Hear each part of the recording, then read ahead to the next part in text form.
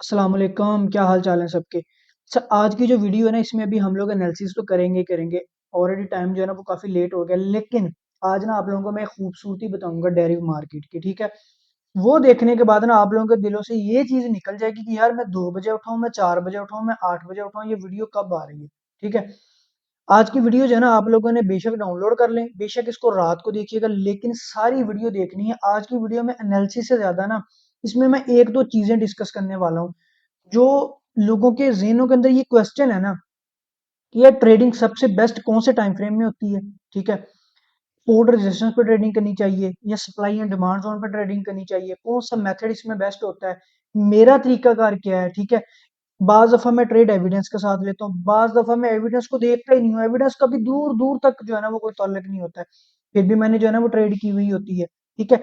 आज ये चीजें मैं आप लोगों को ना थोड़ी सी कोशिश करूंगा कि इनको एक्सप्लेन करूं आप लोगों को कि बेसिकली यार बिहाइंड द सीन जो है ना वो स्टोरी होती क्या है। ठीक है ना। कि क्या हर दिन ट्रेडिंग में एक जैसा ही होता है, क्या हर चीज का सोल्यूशन एक ही है। अच्छा, उससे पहले ना आप लोग जल्दी से ये एक वीडियो देखें जरा। ये तो मेरा चैनल है ना यार, इसको आप लोगों ने क्या करना है, सब्सक्राइब करना है। ठीक है। अच्छा, ये वाली वीडियो ये कल वीडियो अपलोड की है मैंने। ठीक है, आप लोग देख रहे हैं। ये मैं अभी आप लोगों को एक्सप्लेन करता हूँ कि यार बेसिकली इसके अंदर ऐसी कौन सी चीज थी जो इतना बड़ा जो है ना वो रिस्क मुझे लेना पड़ गया, और मैंने जो है ना इतना बड़ा रिस्क जो है ना वो लिया। ठीक है। ये सारे आप लोगों के क्वेश्चन इस जो है ना इसके अंदर क्लियर होंगे। यूट्यूब पे बढ़िया वीडियो देखनी है आप लोगों ने, और ये जो बटन है ना शेयर वाला, इसको क्लिक करके अपने दोस्तों को दिखानी है। ठीक है। अच्छा, अब आते हैं पीछे। हुआ पता है क्या। देखें, मैं आप लोगों को ना एक छोटी सी चीज दिखाता हूँ। कल ये हुआ कि भाई मैंने जो है ना, देखें पहले मैं एक आप लोगों को ना एक और सिचुएशन जो है ना वो क्लियर करता हूँ। इतना बड़ा रिस्क लिया क्यों, और वो भी बगैर एविडेंस के क्यों लिया। अच्छा, मैंने जो है ना वो परसों प्रॉफिट किया था, कल नहीं परसों, $200 का। ठीक है। अब मुझे जो है ना वो मुझे ये था कि मुझे जो है ना $600 चाहिए किसी भी काम के लिए। ठीक है। तो मैं जब सुबह उठा ना तो मैंने प्लान किया कि यार मैं कोई ऐसा सेटअप ढूंढता हूँ जिससे मुझे ये लगे कि मार्केट जो है ना वो आज के दिन में 70 से 80 पिप की मूव देगी। ठीक है। तो उसके ऊपर मैं बड़ा रिस्क लूंगा, या तो ये जो मैंने परसों 200 कमाया ये उड़ा दूंगा, या मैं इससे जो है ना वो $600 और निकाल लूंगा। ठीक है। अच्छा, अब देखें ये वाली जो चीज है ना ये शेड्यूल के अंदर नहीं होती है। कि कभी आप लोगों में से कोई ऐसा बंदा सोच के उठा है, नहीं मैं भी नहीं ये सोच के उठता हूँ। मैं भी हमेशा ये कहता हूँ यार अगर ये $1000 का अकाउंट है जिसमें मेरा जो है ना वो जो है ना $10 या $15 डेली टारगेट है, मैंने वो पूरा करना है, उसके लिए मुझे जो है ना 2 से 3 स्ट्राइक चाहिए बस। ठीक है। लेकिन आज जब मैं उठा हूँ कल, मेरा पर्पज ही कुछ और था। मैंने क्या किया कि मैंने स्टोरी कोई और जनरेट किया कि नहीं भाई आज मैंने $600 कमाना है, और जो मैंने इसके ऊपर रिस्क लेना है ना वो उन वाले $200 का लेना है जो मैंने उससे एक दिन पिछले जो है ना वो हमें किए थे। ठीक है। इसका मतलब है कि मेरी इक्विटी पे कोई असर नहीं पड़ेगा। अब मैं माइंड फ्री हो गया। ठीक है। यार $200 है, जाता जाए कोई नहीं, प्रॉफिट का ही है ना, लेकिन इससे मैंने जो है ना इसको 800 करना है, 200 को 800 जो है ना वो करना ही करना है। अब मैंने क्या किया कि मैं जी आ गया बूम थाउजेंड के ऊपर आके। मैंने सिंपली जो है ना वो D1 खोला। D1 खोलने के बाद मैंने सिचुएशन देखी कि मार्केट जो है ना वो स्पोर्ट लाइन के ऊपर है। ठीक है। ये मार्केट जो है ना वो आप लोगों की सपोर्ट के ऊपर थी। अब दो ही चीजें थी, यहाँ तो मार्केट यहाँ से लॉन्ग बाय निकल जाए, या फिर मार्केट इस सपोर्ट को ब्रेक कर दे। अगर मार्केट इस सपोर्ट को ब्रेक करती ना तो मेरे पास गोल्डन चांस था कि मार्केट यहाँ से मैं पकड़ूं, और जो है ना मैं अपना टारगेट जो है ना पूरा कर लूं। मैंने देखा कि यार छोटे टाइम फ्रेम में देखता हूँ, जब मैंने छोटे टाइम फ्रेम में देखा ना तो मार्केट यहाँ पे थी, ऊपर जा रही थी। तो मैंने ये देखा कि यार मार्केट जो है ना ये तो ऊपर जा रही है, अब क्या कहें, इसका मतलब है कि मार्केट यहाँ से बाय निकल रही है। नहीं, मुझे पता है कि यार C1 जो है ना, इसकी मुझे C1 का आप कह लें कि मैं इसको बड़े अच्छे तरीके से जानता हूँ। मैंने ये देखा कि यार ऐसा नहीं हो सकता है कि C1 जो है ना वो H4 की 3 कैंडल लगातार लगा दे, मैक्सिमम 2 कैंडल जो है ना लगाता है। अब आप कहेंगे कि ये देखें ये पड़ा है जहां पे इसने जो है ना वो 3 कैंडल जो है ना वो लगाए। ठीक है। तो कैंडल्स कैंडल में फर्क होता है, यहाँ देखिए नीचे विक है छोटी सी, यहाँ पे भी विक है। ठीक है। सिचुएशन देख लें, सिचुएशन क्या है, टीएल ब्रेक हुई हुई है। ठीक है। अब कुछ पर्सनल बंदे की ना टेक्निक्स होती हैं, ये मेरी पर्सनल टेक्निक है कि मुझे पता था कि मार्केट जब भी C1 के अंदर सपोर्ट रेजिस्टेंस से निकलती है ना, 3 से ज्यादा कैंडल नहीं लगाती है। ठीक है। अब मैं ये देखना शुरू हो गया कि एक कैंडल जब ये क्लोज हुई ना, आप लोग देखेंगे कि मेरी ट्रेड यहाँ से जो है ना वो स्टार्ट हुई है 28 से। ठीक है। तो मैंने ये देखा कि यार अब मार्केट जो है ना वो मैक्सिमम कहाँ तक जो है ना वो जा सकती है। मैंने जब देखा ना तो मुझे पता चला कि यार यहाँ पे जो है ना मार्केट ने स्ट्रक्चर बनाया और स्ट्रक्चर का ब्रेकआउट आ रहा है आप लोगों का 66 से लेकर 77 तक।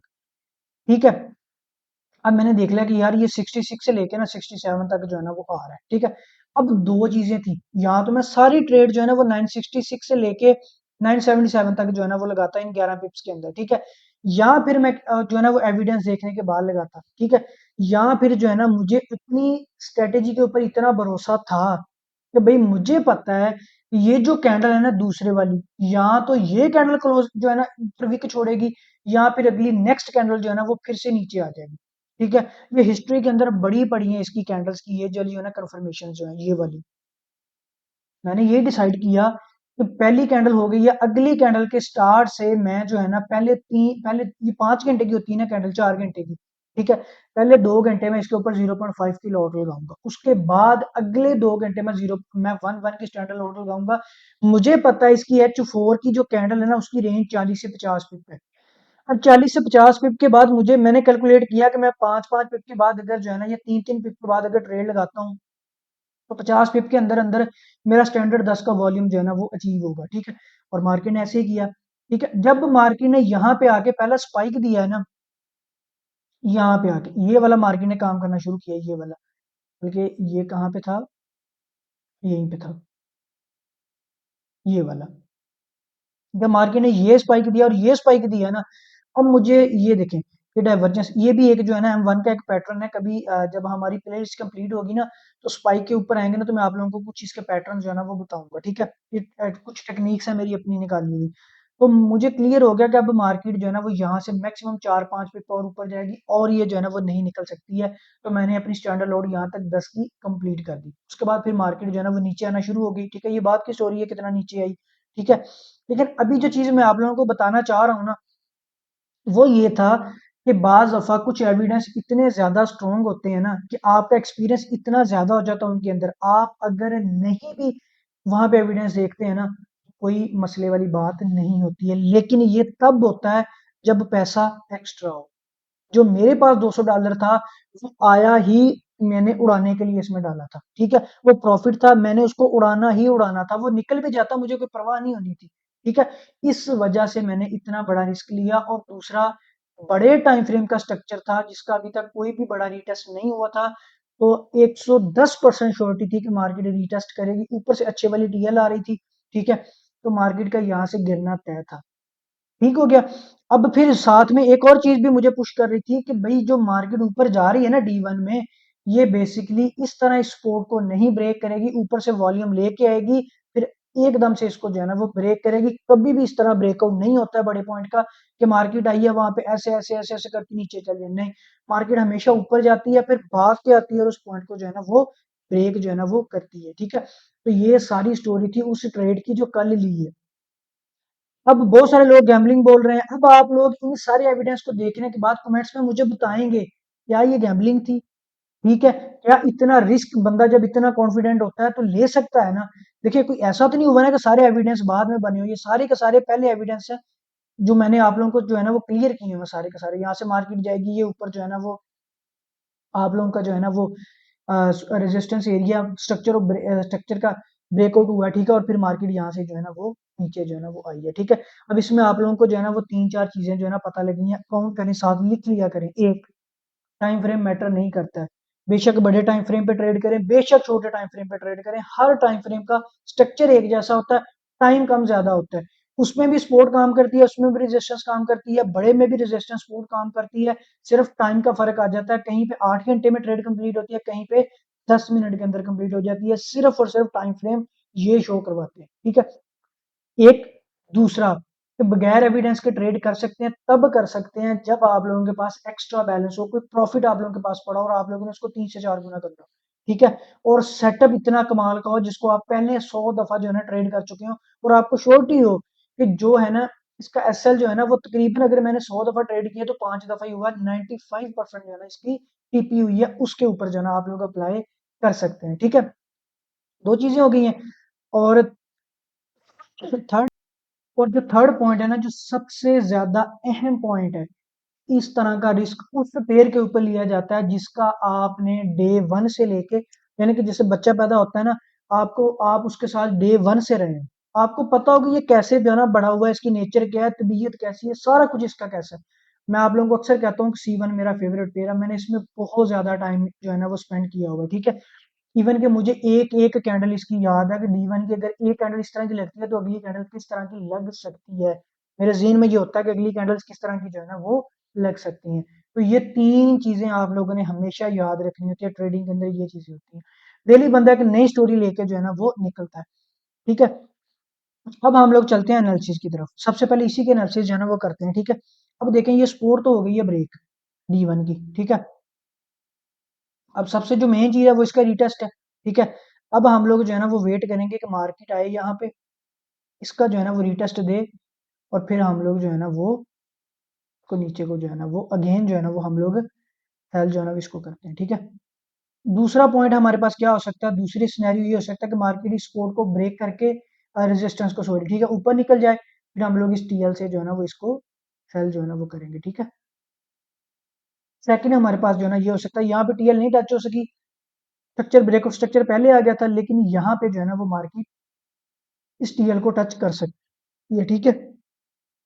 तो यहाँ से मार्केट गिरेगी आज, या फिर मार्केट जो है ना वो आज यहाँ से गिरेगी, ठीक है। देखें इंटरेस्ट लिया करें चीज़ों के अंदर।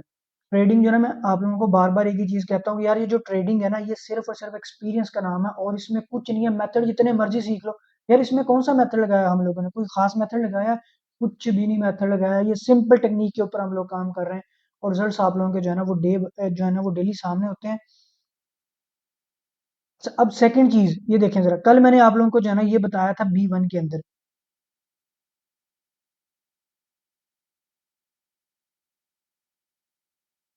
ये जो है ना मैंने आप लोगों को बताया था कि ये हमारे पास जो है ना पहले माइनर थी, जब ये वाली मूव हुई तो ये मेजर के अंदर कन्वर्ट हो गई। माजरत है यार, सर्दी की वजह से ना खांसी थोड़ी सी मुझे आने लग जाती है, रात को मैं खेलने जाता हूँ फिर ना खांसी जो है ना 2-3 दिन से आ रही है। तो ये वाला जो पॉइंट है ना ये वाला, ठीक है, ये वाला पॉइंट जो है ना वो मेजर के अंदर कन्वर्ट हो गया था, ठीक है।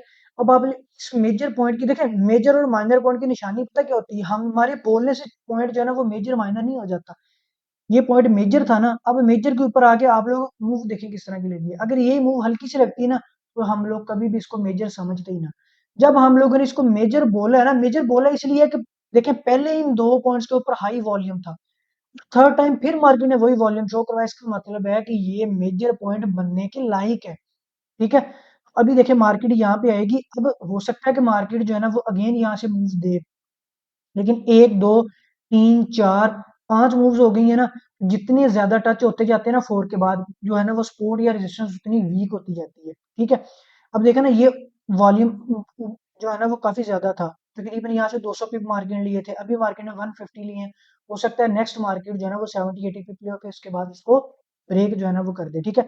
अगर ये पॉइंट ब्रेक होता है तो आप लोगों ने ये वाला पॉइंट कल वाला जेन में रखना है कि नीचे H4 की सप्लाई लाइन है, सॉरी डिमांड जो है ना वो ये नीचे पड़ी है, ठीक है, ये वाली। तो फिर हम लोग जो है ना इसको यहाँ से जो है ना वो बाय करेंगे, अगर मार्केट ये वाला पॉइंट कर देती है आप लोगों का ब्रेक, ठीक है।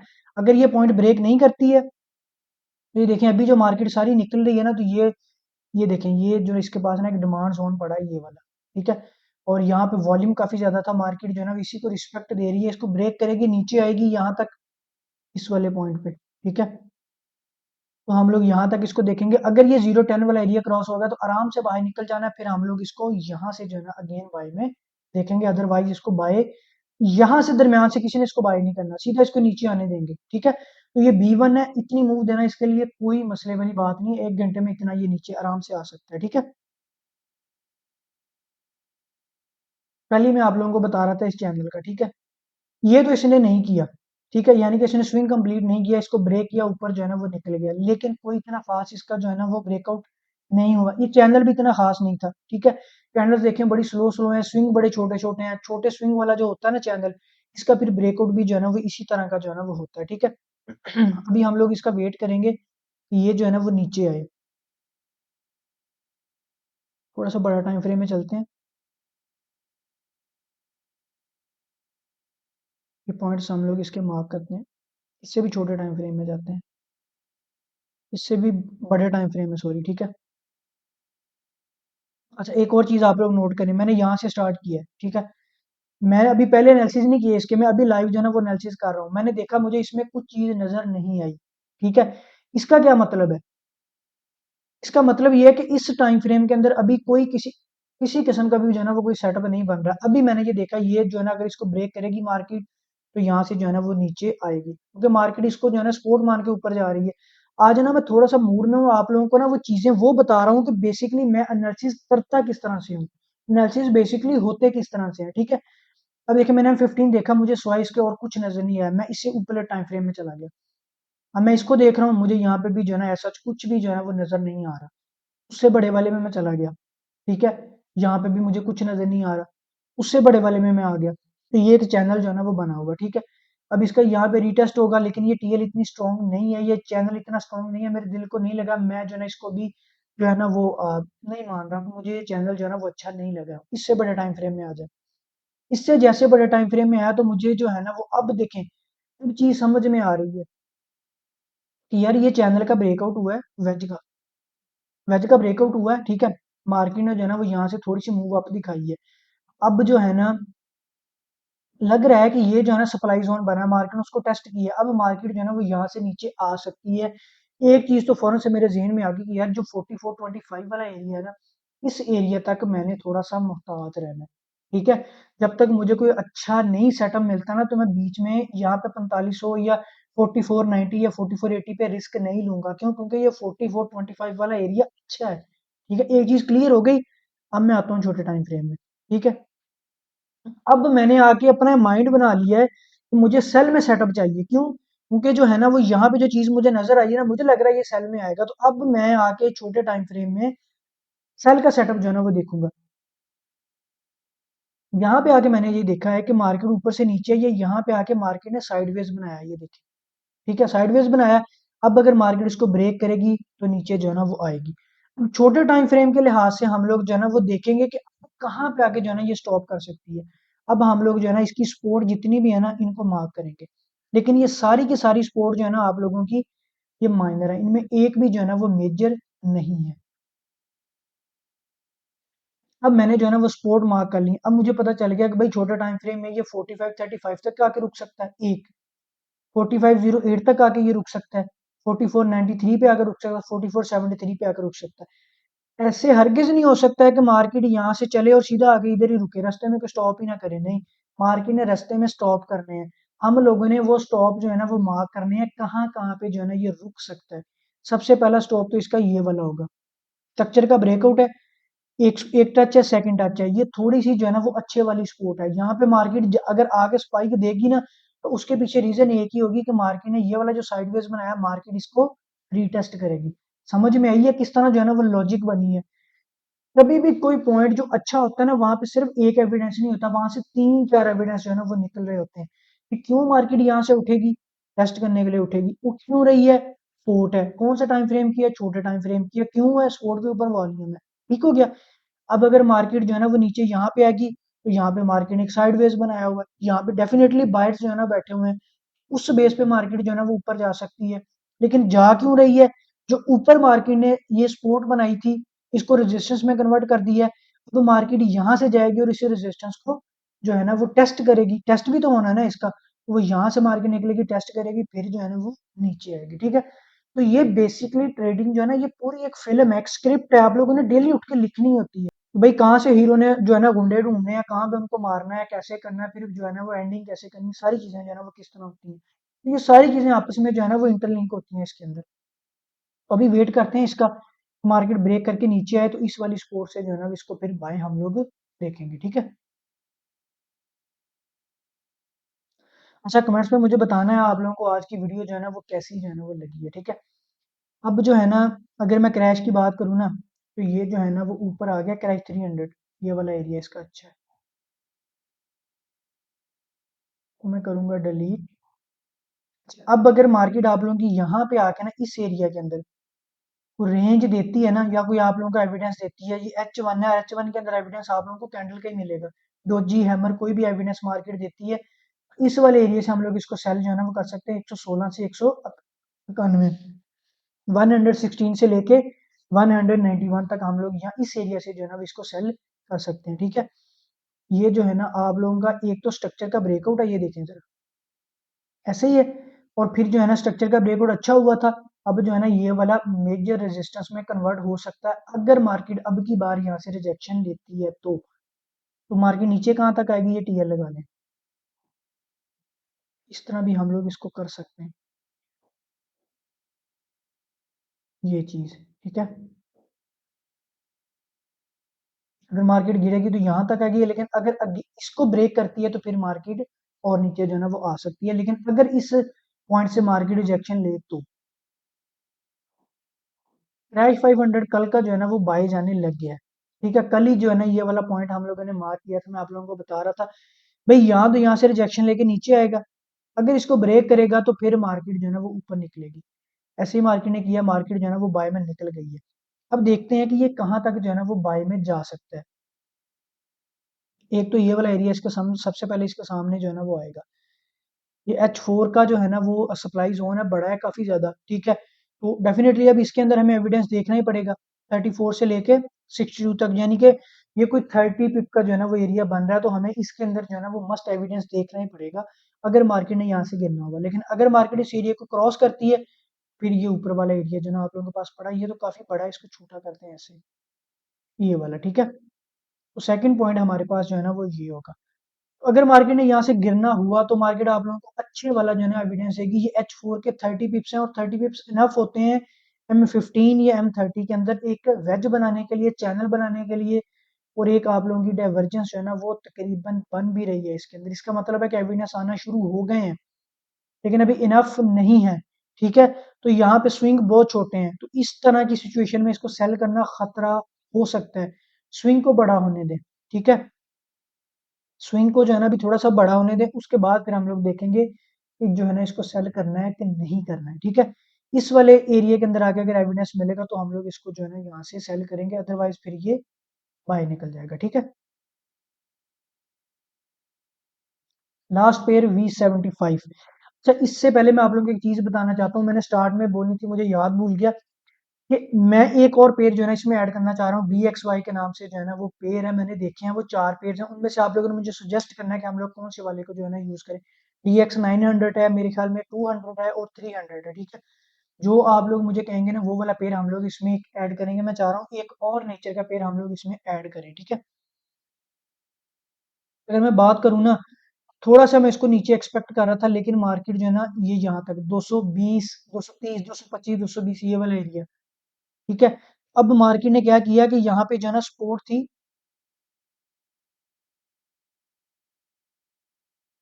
254 के ऊपर, ठीक है। हो सकता है मार्केट उसको टेस्ट करे और फिर यहाँ से जो है ना वो नीचे आए, और कहाँ तक आए, 230 तक, ठीक है। और फिर वहां से इसको जो है ना वो बाय यहाँ तक, ठीक है। फिर हम लोग इसको जो है ना वो बाय करेंगे। अभी देखते हैं कि क्या इसको वाकई इस एरिया से जो है ना वो रिजेक्शन होती है कि नहीं होती है। ये एरिया जो है ना वो तो अच्छा है, ये देखें जरा,